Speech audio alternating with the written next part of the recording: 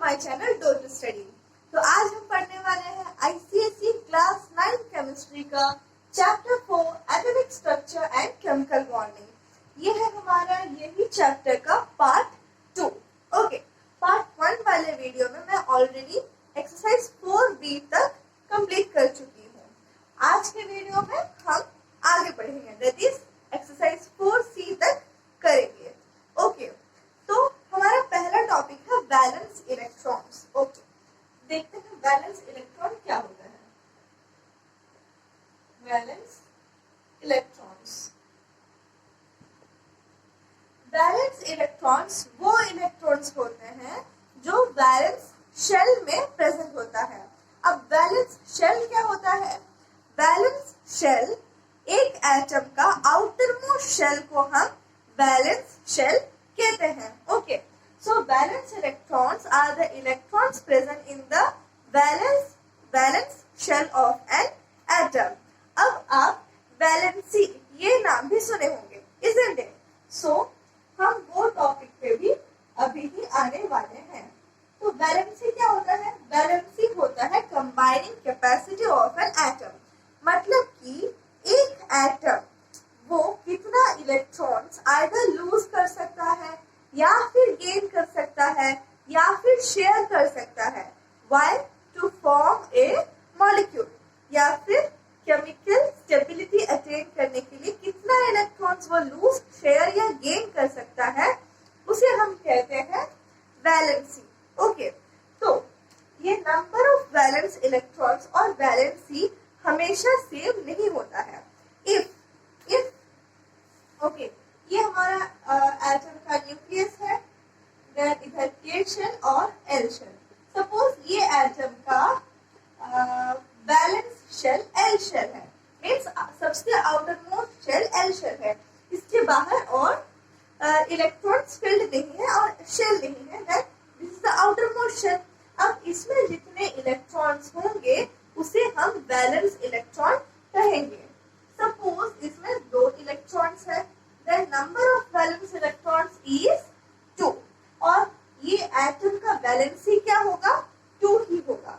अगर एक एटम के वैलेंस शेल में 1, 2 या फिर 3 है या फिर 3 इलेक्ट्रॉन्स है, देन उसका वैलेंसी भी 1, 2, 3 ही होगा। बट इफ कोई एटम के वैलेंस शेल में 1, 2, 3 अगर वैलेंस इलेक्ट्रॉन्स है, देन वैलेंसी भी 1, 2, 3 ही होगा। यानी कि ये एटम में वैलेंसी क्या होगा? 2 ही होगा, क्योंकि नंबर ऑफ वैलेंस इलेक्ट्रॉन्स भी 2 ही है। बट अगर वैलेंस शेल में 4, 5, 6 और 7 इलेक्ट्रॉन्स है, देन वैलेंसी कितना होगा? देन हमारा वैलेंसी होगा 4, 3, 2 और 1। ओके, तो अगर 4 इलेक्ट्रॉन्स है देन वैलेंसी 4 होगा। अगर 5 इलेक्ट्रॉन्स है देन वैलेंसी 3 होगा। अगर 6 इलेक्ट्रॉन्स है देन वैलेंसी 2 होगा, और अगर 7 इलेक्ट्रॉन्स है देन वैलेंसी 1 होगा। तो ये सब कैसे निकल रहा है? This is 8 minus 4, 4, 8 minus 5, 3, 8 minus 6, 2, 8 minus 7, 1। Okay, तो हम इस तरह से वैलेंसी निकाल रहे हैं। अब ओके, अगर ये एक्स एटम के, एक्स एलिमेंट के वैलेंस शेल में सपोज कितने इलेक्ट्रॉन्स है? 1, 2, 3, 4, 5 इलेक्ट्रॉन्स है, देन इस एटम का वैलेंसी क्या होता? कितने इलेक्ट्रॉन्स है? 1, 2, 3, 4, 5, मतलब वैलेंसी होता हमारा 3। अंडरस्टूड। अब ये इस तरह से क्यों है वो भी समझते हैं। ओके, उससे पहले कौन से एलिमेंट्स का वैलेंस शेल में 1, 2, 3 इलेक्ट्रॉन्स होते हैं और किसका 4, 5, 6, 7 होते हैं? सी, अगर मेटल्स है देन उनके, अगर मेटल्स है, ओके मेटल्स, अगर मेटल्स है देन उनके वैलेंस शेल में 1, 2 या फिर 3 इलेक्ट्रॉन्स देखेंगे, तो उनका वैलेंसी भी 1, 2, 3 ही आएगा।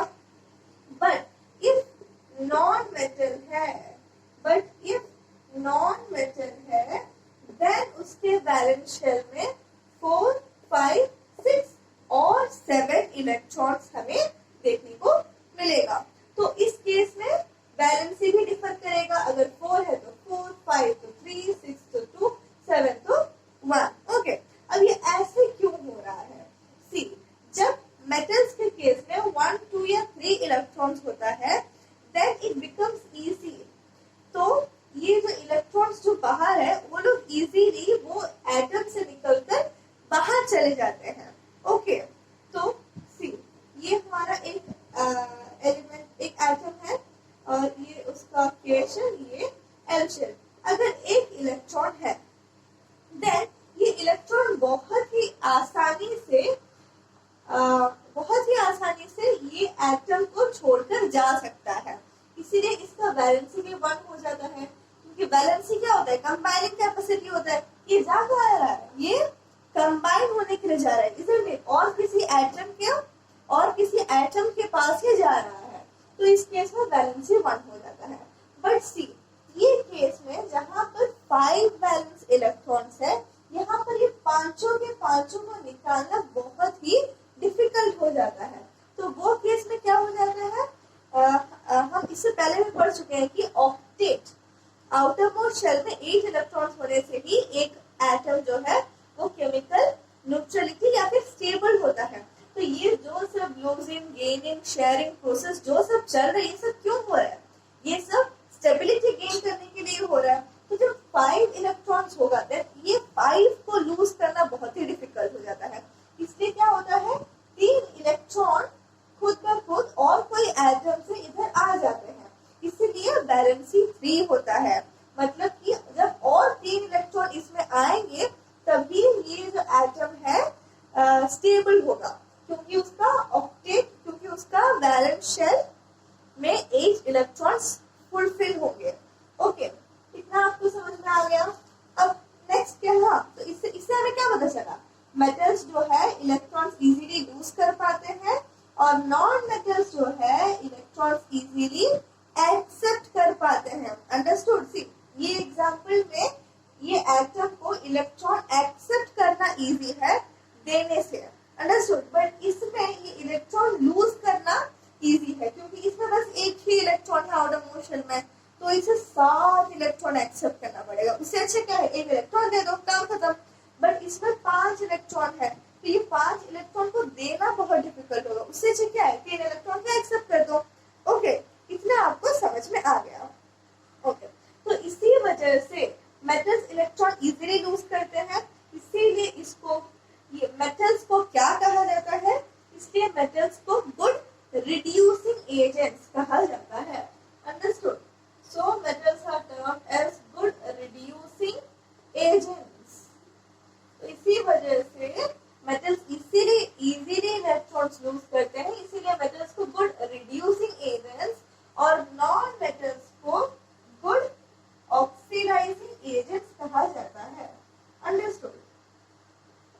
गुड ऑक्सीडाइजिंग एजेंट्स,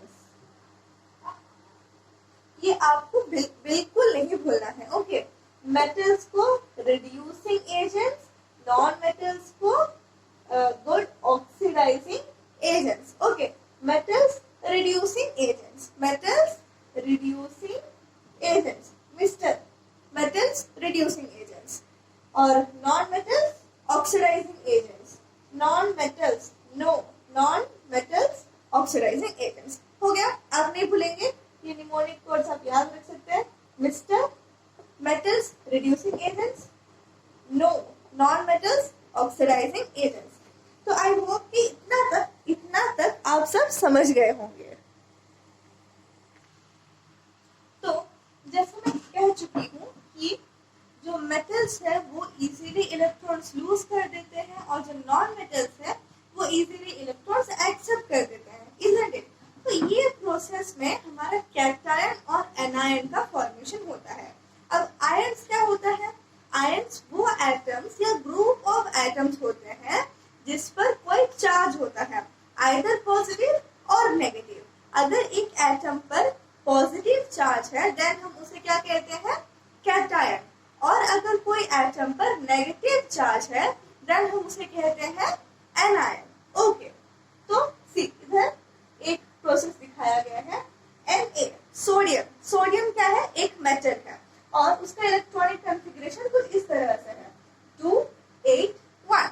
सी इधर आप देख सकते हैं बस 1 इलेक्ट्रॉन है वैलेंस शेल में, तो वो क्या करेगा? ऑब्वियसली लूज कर देगा, तो इसलिए माइनस ई लिखा गया है।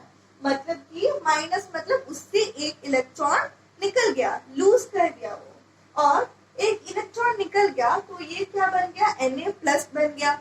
प्लस क्यों बन गया? क्योंकि सोडियम में 11 इनिशियली इसमें 11 प्रोटॉन्स और 11 इलेक्ट्रॉन्स था, बट इधर वो एक इलेक्ट्रॉन लूज कर गया। सी इधर 2 8 है और ये 1 नहीं है, तो वो 1 इलेक्ट्रॉन लूज कर गया है।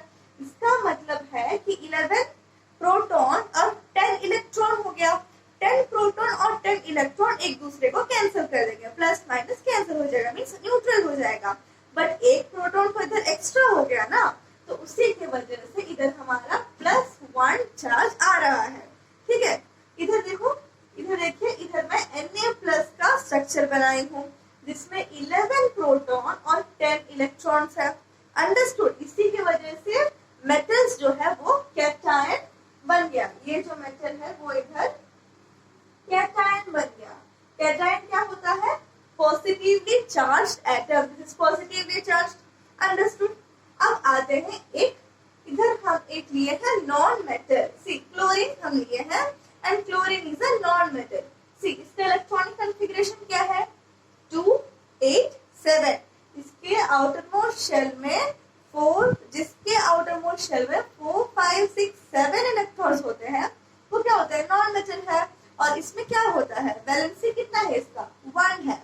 मतलब कि ये एक इलेक्ट्रॉन को एक्सेप्ट करेगा, इसलिए सी प्लस इलेक्ट्रॉन लिखा गया है। एक इलेक्ट्रॉन को वो एक्सेप्ट कर दिया, तो उसमें ये 7 से इधर 8 हो गया, इसलिए एक इलेक्ट्रॉन ऐड हो गया, जिसकी वजह से इधर हमारा नेगेटिव चार्ज लग गया है। क्योंकि टोटल कितने प्रोटॉन है? 17 प्रोटॉन है, बट ये एक इलेक्ट्रॉन इनिशियली इधर 17 प्रोटॉन 17 इलेक्ट्रॉन है, बट इधर एक इलेक्ट्रॉन को एक्सेप्ट करने की वजह से इधर हमारा 18 इलेक्ट्रॉन और 17 प्रोटॉन हो जाएगा। प्रोटॉन का नंबर तो चेंज नहीं हो रहा है, बट इलेक्ट्रॉन का नंबर एक बढ़ गया। तो क्या हुआ? 17 प्रोटॉन 17 इलेक्ट्रॉन जो है वो एक दूसरे को कैंसिल करके न्यूट्रल कर देंगे, बट इसमें तभी एक इलेक्ट्रॉन ज्यादा है ना, जिसकी वजह से इधर हमारा नेगेटिव चार्ज आ जा रहा है। और इधर हमारा ये नॉन मेटल बन जा रहा है एनायन। अंडरस्टूड? क्या बन रहा है? एनायन। ओके, इतना आपको समझ में आ गया। अब कोई भी एटम हो, उसका केमिकल रिएक्टिविटी मतलब वो कैसे और किसी एलिमेंट के साथ रिएक्ट करेगा, कैसे नहीं करेगा, सब कुछ किसके ऊपर डिपेंडेंट है? वैलेंसी या फिर वैलेंस इलेक्ट्रॉन्स के ऊपर ये सब डिपेंडेंट है। क्योंकि बस आउटर मोस्ट इलेक्ट्रॉन्स ही होता है जो ये केमिकल रिएक्शंस, केमिकल बॉन्डिंग सब में टेक पार्ट मींस पार्टिसिपेट करता है। अंडरस्टूड? इसीलिए एक एटम के वैलेंस इलेक्ट्रॉन्स ही वो एटम का केमिकल रिएक्टिविटी के बारे में हमें इंफॉर्मेशन देता है। जिस एलिमेंट का मींस अगर बहुत सारे एलिमेंट्स हैं जिनका वैलेंस इलेक्ट्रॉन्स सेम है, देन उनका केमिकल रिएक्टिविटी भी बहुत हद तक सेम होगा। Next chapter that is periodic table में अब ये सब चीजें आपको ये सब चीजों के बारे में बताया जाएगा। सी इधर सोडियम का आउटर मोस्ट शेल में 1 इलेक्ट्रॉन है। अगर हम और कोई मेटल का केस लेंगे जिसका आउटर मोस्ट शेल में 1 इलेक्ट्रॉन है, देन उसका भी केमिकल रिएक्टिविटी कुछ सोडियम की तरह ही होगा। तो वही मैं कह रही थी कि वैलेंस इलेक्ट्रॉन्स के ऊपर डिपेंड करता है रिएक्टिविटी, और जिस एलिमेंट्स का वैलेंस इलेक्ट्रॉन्स सेम है देन उनका केमिकल रिएक्टिविटी भी ऑलमोस्ट सेम ही होता है। ओके, इतना आपको समझ में आ गया।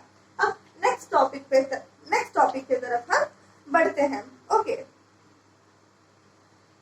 हाँ, so elements with the valence shell having 8 electrons and helium with 2 electrons, helium का स्पेशल केस है, हाइड्रोजन हीलियम का डुप्लीकेट वाला केस आ जाता है, कैन नॉट गेन और loose electrons. Okay, next case क्या है, नेक्स्ट टॉपिक क्या है हमारा, इनर्ट गैसेस के बारे में। इनर्ट गैसेस वो होते हैं, वो एलिमेंट्स है जो कोई भी केमिकल रिएक्टिविटी शो नहीं करते हैं, मतलब कि वो लोग और कोई एलिमेंट के साथ रिएक्ट नहीं करते हैं।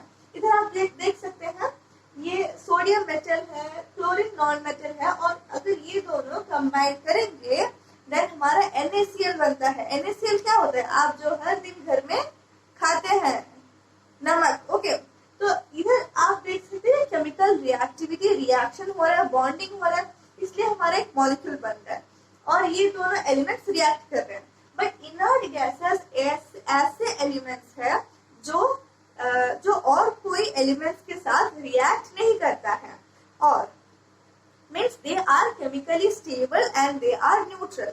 तो जिस भी एलिमेंट के आउटर मोस्ट शेल में 8 इलेक्ट्रॉन्स होगा, दैट इज वो ऑक्टेट होल कंप्लीट किया है, that it would be chemically stable and it won't take part in any chemical reactions. But helium के केस में बाकी सब एलिमेंट्स तो ऑक्टेट रूल फॉलो करते हैं एक्सेप्ट हीलियम, क्योंकि वो फॉलो करता है duplet rule. Okay, means helium के आउटर मोस्ट शेल में 2 इलेक्ट्रॉन्स होने चाहिए, then it would not react with any other elements. Understood? अब inert gases, हमारे कितने inert gases हैं, helium, neon, argon, krypton, xenon and radon. Okay, तो हमारे 6 inert gases हैं, जो कि means helium, neon, argon, krypton, xenon, radon. इसमें हीलियम डुप्लेट रूल फॉलो करते हैं, बाकी सब ऑक्टेट रूल फॉलो करते हैं। और ये इनर्ट गैसेस जो कि पीरियोडिक टेबल के सबसे लास्ट में रहते हैं, ये लोग कोई भी एलिमेंट के साथ रिएक्ट नहीं करते हैं। तो आपको याद रखना है इनर्ट गैसेस, 6 इनर्ट गैसेस का नाम आपको याद रहना चाहिए। What are they? Helium, neon, argon, krypton, xenon, radon. Once again say with me, helium, neon, argon, krypton, xenon, radon. Okay, ये है इनर्ट गैसेस जो कोई एलिमेंट्स के साथ रिएक्ट नहीं करता है। ओके, हमारा नेक्स्ट टॉपिक है reason for chemical activity of an atom. Okay, ये जो एटम्स है ये लोग केमिकली एक्टिव क्यों है? It's obvious, it's very simple, to attain chemical stability. सारा इलेक्ट्रॉन, सारा एटम, सॉरी नॉट इलेक्ट्रॉन, सारा एटम, सारा एलिमेंट ये चाहता है कि उसे केमिकल स्टेबिलिटी मिल जाए। तो जिसको अटेन करने के लिए वो आइदर इलेक्ट्रॉन लूज करता है या फिर इलेक्ट्रॉन गेन करता है, या फिर इलेक्ट्रॉन शेयर करके अपना ऑक्टेट को, अपने आउटर मोस्ट शेल को 8 इलेक्ट्रॉन से फिल करता है, या फिर हीलियम जैसे केसेस में 2 इलेक्ट्रॉन से फिल करता है। अंडरस्टूड? बस इतना ही है। ओके, जो एलिमेंट्स, जो एटम्स केमिकली एक्टिव रहते हैं, उसका मतलब है कि उनका आउटर मोस्ट इलेक्ट्रॉन अभी तक फिल्ड नहीं है, means they don't have 8 electrons in the outermost shell so far. Okay, now again question है, why do atoms combine? Again atoms combine to attain stability. See, the atoms of all elements other than the inert gases combine because they have incomplete valence shells, जैसे मैं अभी बोली, and tend to attain a stable configuration. Stable configuration कब होता है? Stable configuration वो configuration को कहा जाता है जिसमें वैलेंस शेल में 8 इलेक्ट्रॉन्स है। ओके, जिसके लिए वो लोग ऑक्टेट रूल या डुप्लेट रूल को फुलफिल करते हैं। ओके, नेक्स्ट क्या है? नेक्स्ट है हमारा केमिकल बॉन्ड। केमिकल बॉन्ड क्या होता है? It may be defined as the force of attraction between the 2 atoms that binds them together as a unit called molecule. जब अब मैं इधर NaCl का बात करूं, देन Na और Cl ये दोनों एक दूसरे को अट्रैक्ट करेंगे। क्यों? क्योंकि Na जो है वो चाहता था कि एक इलेक्ट्रॉन को लूज कर दे। सपोज ये Na है, ये Na पहले जो मैं ड्रॉ की थी वो Na प्लस था, अब ये Na है, तो ये Na चाहते हैं कि वो अपना एक इलेक्ट्रॉन लूज कर दे ताकि उसे स्टेबिलिटी मिल जाए। ओके, ये जो एक इलेक्ट्रॉन है ये इसमें नहीं बल्कि outer most shell L shell में इसका एक इलेक्ट्रॉन जो है वो होगा। तो इधर जो एक इलेक्ट्रॉन है सी 281 Na चाहता है कि वो अपना एक इलेक्ट्रॉन लूज कर दे, क्यों? ताकि उसे स्टेबिलिटी मिल जाए। बट Cl चाहता है कि Cl में क्या है 287 वाला केस है, मतलब कि Cl के सपोज ये मैं आउटर मोस्ट शेल ड्रॉ कर रही हूँ तो उसमें कितना इलेक्ट्रॉन्स है 1 2 3 4 5 6 7 इलेक्ट्रॉन्स है बस, और एक इलेक्ट्रॉन होने से ये स्टेबल हो जाएगा। तो ये क्या चाहता है Cl क्या चाहता है कि मुझे और एक इलेक्ट्रॉन को दे दे तो मैं स्टेबल हो जाऊंगा। तो ये क्या करता है इधर से ले लेता है, हो गया। अब दोनों के बीच में बॉन्ड फॉर्म होता है। ये बॉन्ड क्यों हुआ? क्योंकि ये दोनों एक दूसरे को अट्रैक्ट कर रहे थे। क्यों कर रहे थे? ताकि ये दोनों का ऑक्टेट फुलफिल हो जाए। इस केस में दोनों का ऑक्टेट फुलफिल हो जा रहा है, तो यही बॉन्ड को हम क्या कहते हैं? Chemical bond. और एक बार डेफिनेशन अच्छे से सुनिए और समझिए। ओके, क्या है? A chemical bond may be defined as the force of attraction between the two atoms that binds them together as a unit called molecule. जब ये दोनों एक साथ बाइंड हो जाएंगे देन फिर ये Na और Cl सेपरेट नहीं होगा, ये क्या बन जाएंगे? ये NaCl एक मॉलिक्यूल बन जाएगा, isn't it? ओके, तो एक सेपरेट यूनिट बन गया है, that is a molecule of NaCl। Okay, ये मैं एक एग्जांपल के थ्रू आप लोगों को समझा दी। अब नेक्स्ट टॉपिक क्या है? नेक्स्ट टॉपिक है हमारा isotopes. Okay, it's a very good topic. अब आइसोटोप्स के बारे में जानते हैं। आइसोटोप्स क्या होता है? सी, एक हम एग्जांपल देखते हैं, हाइड्रोजन का एग्जांपल देखेंगे जो बहुत ही कॉमन एग्जांपल है। H11 then H12 and then H13। इधर आप देख सकते हैं भले ही तीनों जो एलिमेंट है तीनों ही हाइड्रोजन है, तीनों का एटॉमिक नंबर सेम है, बट एक चीज डिफरेंट है। क्या डिफरेंट है? ये मास नंबर, इसमें 1 है, इसमें 2 है, इसमें 3 है। तो ऐसे एलिमेंट्स जिनका एटॉमिक नंबर सेम होता है बट मास नंबर डिफरेंट होता है, ऐसे एलिमेंट्स को हम क्या कहते हैं? हम कहते हैं आइसोटोप्स। ये हाइड्रोजन के 3 आइसोटोप दिखाए गए हैं। ये है प्रोटियम, ये है ड्यूटेरियम और ये है ट्रिटियम। अब इसमें ऐसा क्या डिफरेंस आ जाता है कि मास नंबर बढ़ जाता है? सी, नंबर ऑफ प्रोटॉन्स में कोई चेंज नहीं हो रहा है, इसलिए एटॉमिक नंबर सेम है। तो मास नंबर चेंज हो रहा है, उसका मतलब क्या है? ऑब्वियसली नंबर ऑफ न्यूट्रॉन्स में चेंजेस आ रहा है। ये पहले वाले में दैट इज प्रोटियम में नंबर ऑफ प्रोटॉन्स कितना है? प्रोटॉन्स का नंबर 1 है, एटॉमिक नंबर भी 1 है और इधर मास नंबर भी 1 है, मतलब इसमें न्यूट्रॉन्स है ही नहीं। प्रोटियम में न्यूट्रॉन्स नहीं है। अगर ऐसा क्वेश्चन आए कि name an element which does not has neutron, then you have to write protium H11। Understood? तो प्रोटियम में बस एक प्रोटॉन है और न्यूट्रॉन ही नहीं है। देन नेक्स्ट हम बात करेंगे ड्यूटेरियम का। Okay, deuterium. अब इसमें एटॉमिक नंबर 1 है, मतलब नंबर ऑफ प्रोटॉन्स 1 है, बट मास नंबर 2 है, मतलब नंबर ऑफ न्यूट्रॉन्स कितना है? 2 minus 1 1। See, the number of neutron 0 था, इधर 1 है। सिमिलरली ट्रिटियम का बात करेंगे, देन इसमें नंबर ऑफ प्रोटॉन्स कितना है? 1 है, बट नंबर ऑफ न्यूट्रॉन्स कितना है? मास नंबर 3 आया, मतलब 3 minus 1 mass number minus atomic number, 3 minus 1 2। तो क्या चेंज हो रहा है आइसोटोप्स में? आइसोटोप्स में नंबर ऑफ न्यूट्रॉन्स चेंज हो रहा है। ओके, आई होप कि आप सब समझ गए हैं। अब एक बार डेफिनेशन भी देख लेते हैं। सी, डेफिनेशन सिंपल है जो मैं बताई हूँ। हाँ, so isotopes are atoms of the same element. ये एलिमेंट्स तीनों ही सेम है बट एटम्स डिफरेंट है। Isotopes are atoms of the same element having the same atomic number but different mass numbers। हो गया, इतना आप समझ गए। अब इसका कुछ एग्जांपल्स आपकी बुक में दिया गया है। हाइड्रोजन का जैसे मैं एक्सप्लेन कर दी। देन क्या है, कार्बन है, क्लोरीन है, ऑक्सीजन है, पोटेशियम है, ये सब आइसोटोप्स, इन सब के आइसोटोप्स है। ओके, अब नेक्स्ट टॉपिक जो है वो आपके बुक में स्ट्रक्चर ऑफ द आइसोटोप्स दिया गया है। इधर मैं ऑलरेडी हाइड्रोजन के आइसोटोप्स के बारे में एक्सप्लेन कर चुकी हूँ और इसका स्ट्रक्चर में क्या है, कितना प्रोटॉन्स है, कितना न्यूट्रॉन्स है, कितना इलेक्ट्रॉन्स है, वही सब एक्सप्लेन किया गया है। अब और एक हम इसके बारे में और एक आइसोटोप के बारे में डिस्कस कर लेते हैं, that is chlorine. Okay, so chlorine